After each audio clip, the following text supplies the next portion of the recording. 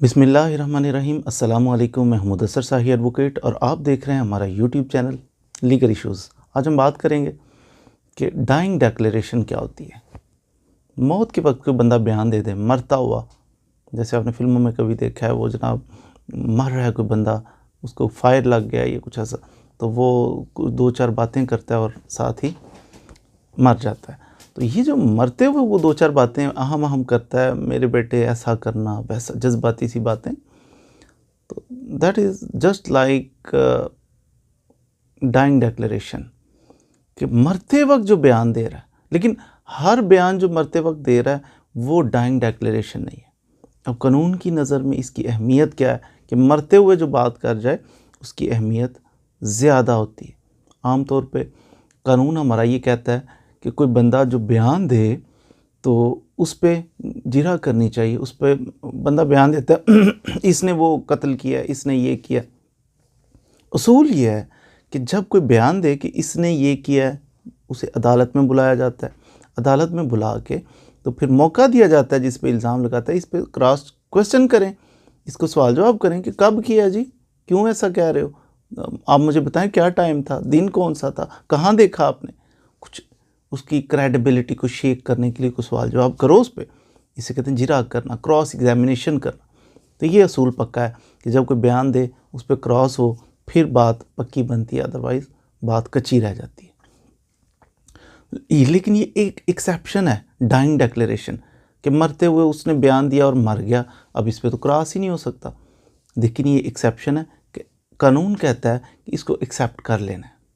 ठीक है, बंदा मर रहा है, उसे गोलियां लग गई, उसका गला काटा गया, कुछ ऐसा मसला बन गया, बंदे की डेथ हो रही है और मरते हुए वो बयान दे रहा है कि फ़लाँ शख्स ने मुझे फ़लाँ आले के साथ इस तरह कत्ल किया है।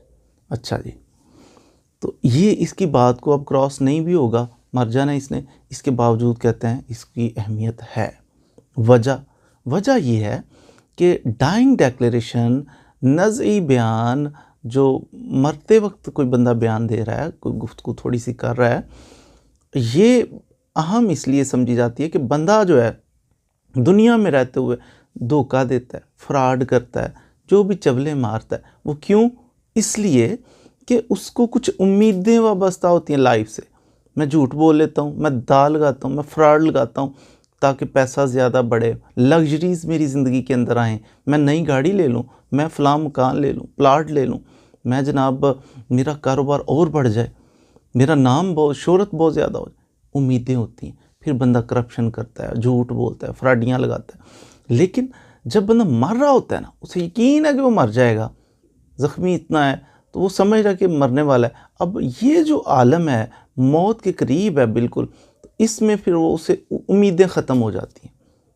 उसे ये उम्मीद नहीं होती, लालच भी ज़हन में इस वक्त नहीं है कि मैंने गाड़ी ख़रीदनी, ये लालच भी नहीं है मेरी शोहरत हो जाए। वो तो मर रहा है, मरने लगा। अब ये कैसी बात करेगा? अब ये मेरिट पे प्रज्यूम ये किया जाता है कि ये मेरिट पे बात करे, ये झूठ नहीं बोलेगा कि मेरी फ़लाँ के साथ पॉलिटिकल दुश्मनी है तो चलो उसको हरा देता हूँ। इसके अंदर ये पॉलिटिक्स हारना जीतना नहीं चल रहा होगा, इसके अंदर मेरिट की बात करेगा।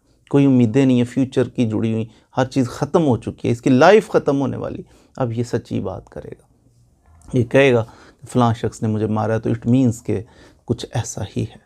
तो इसलिए डाइंग डिक्लेरेशन ये एक एक्सेप्शन है, इसको वेटेज है, इसकी बुनियाद पर सज़ा भी हो सकती है।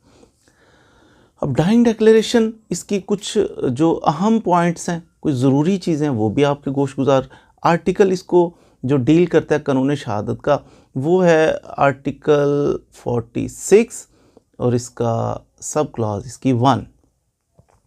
अब 46 जो है ना, उसके अंदर डाइंग डिक्लेरेशन के बारे में दिया, लेकिन डाइंग डिक्लेरेशन के बारे में सिर्फ वो डाइंग डिक्लेरेशन कहलाएगा कि जो अपनी मौत के बारे में बयान दे रहा है, काज ऑफ डेथ बता रहा है कि मेरी वजह मौत क्या है, या वो सर्कमस्टांसेस बता रहा है जिन हालात में इसकी डेथ हो रही है।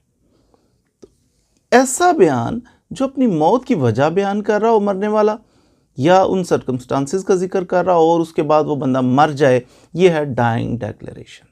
अब डाइंग डिक्लेरेशन जो बंदा दे रहा है, ये नहीं है कि कोई भी बंदा मरते वक्त मर रहा है कोई बयान दे दिया तो पक्का उससे अगले बंदे को सज़ा हो जानी है, नहीं।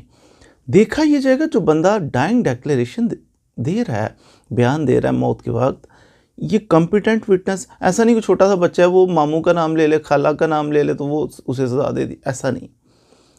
कोई बंदा पागल है, तो पागल बंदा है तो वो जनाब मार रहा है, मरते वो किसी का नाम असलम ने मुझे मारा है, वो असलम बेहद थप्पड़ी मारा हो, तो अब ये पागल है ना, तो ये कहता है असलम ने मुझे मारा है, अच्छा अब इसका मतलब असलम को फिर सज़ा मौत हो जाए, ऐसा नहीं। बयान देने वाला, मरने वाला कॉम्पिटेंट विटनेस होना चाहिए, आकिल होना चाहिए, बालिग होना चाहिए, समझदार होना चाहिए, ठीक है। पागल के कहने पे इसकी डाइंग डिक्लेरेशन वो रिलायबल नहीं होगी। इसके अलावा अब पुलिस रूल्स भी इसके थोड़ा थोड़ा हमें गाइडलाइन देते हैं, पुलिस रूल्स, उसके अंदर चैप्टर उसका पढ़ें 25 और इसका रूल पढ़ना है आपने 21 रूल कहता है कि डाइंग डिक्लेरेशन के लिए कोशिश करें कि बंदा मर रहा है तो मरते वक्त अगर पॉसिबल हो तो मैजिस्ट्रेट को बुलाया जाए, मैजिस्ट्रेट रिकॉर्ड करे, फिर तो क्या ही बात है, सबसे पावरफुल होगा अगर मैजिस्ट्रेट ने उसकी डाइंग डिक्लेरेशन को रिकॉर्ड किया। सपोज़ हम सोचते हैं कि ये मुश्किल है, अगर उसको बुलाया जाएगा आने तक तो ये मर जाएगा, फिर मैजिस्ट्रेट का इंतज़ार नहीं किया जाएगा, मेडिकल ऑफिसर की मौजूदगी में वो कर लिया जाएगा और 2 गवाहान इसमें शामिल कर लिए जाएंगे, इंडिपेंडेंट होने चाहिए। 2 पार्टियों की लड़ाई हुई है, ना इस पार्टी का बंदा लेना गवाह, ना उस पार्टी का लेना, इंडिपेंडेंट बंदे 2 जिनका दोनों पार्टियों से ताल्लुक़ नहीं है वो ले लें जी, पुलिस रूल्स ये भी कहते हैं। फिर कहते हैं कि पुलिस वाले भी ये, अगर मेडिकल ऑफिसर अवेलेबल नहीं है, पुलिस वाले उसका आखिरी बयान जो है वो डाइंग डिक्लेरेशन जो है वो पुलिस वाले भी दर्ज कर सकते हैं। अगर पुलिस वाले भी नहीं है तो कॉमन मैन भी वो दर्ज कर सकता है उसका डाइंग डिक्लेरेशन। अब डाइंग डिक्लेरेशन जो दर्ज करना है, नोट करना है, कोशिश करनी चाहिए उसकी ज़ुबान में ही करें और हो सके तो उसके साइन भी नीचे ले लेने चाहिए, अगर पॉसिबल हो तो वो साइन भी कर दे। इस तरह से डाइंग डिक्लेरेशन, ज़ुबानी डाइंग डिक्लेरेशन, आखिरी बयान मरते हुए बंदा ज़ुबानी भी दे सकता है, बंदा लिख कर भी उसका डिक्लेरेशन हो सकता है, और जेस्चर्स के ज़रिए भी कि उसने इशारा किया, सपोज़ वो आदमी सामने खड़ा, वो उसकी तरफ इशारा करके वो कहता है उसने मेरा गला काटा है, या कोई बंदा बोलता है कहता है उसकी फ़ोटो लगी है उसकी तरफ इशारा करता है, कहता है इसने आपको कत्ल किया, वो कहता है हाँ जी इसने कत्ल किया, यूँ करके, यानी जेस्चर से भी हो सकता है, लिख के भी हो सकता है, बोल के भी डाइंग डिक्लेरेशन हो सकता है। सोल ये डाइंग डिक्लेरेशन जो है इसकी बुनियाद पर बंदे को सज़ा भी हो सकती है।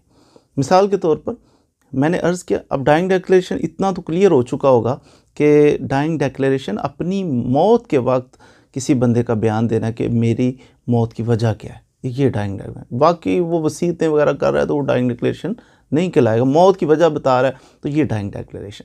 अगर कोई बंदा अपनी तरफ से डाइंग डिक्लेरेशन देता है मुझे फ़लाँ ने कत्ल किया और बाद में वो हॉस्पिटल में उसका ट्रीटमेंट होता है, वो ठीक हो जाता है, नहीं मरता, तो फिर वो डाइंग डिक्लेरेशन नहीं कहलाएगा। फिर वो हाँ उसका वो बयान जो था ज़ख्मी हालत में उसको कंट्राडिक्शन के लिए इस्तेमाल, बाद में गवाहियाँ होंगी केस के अंदर तो उसके अंदर कंट्राडिक्शंस वगैरह के लिए कोरॉबरेट करने के लिए इस्तेमाल हो जाएगा।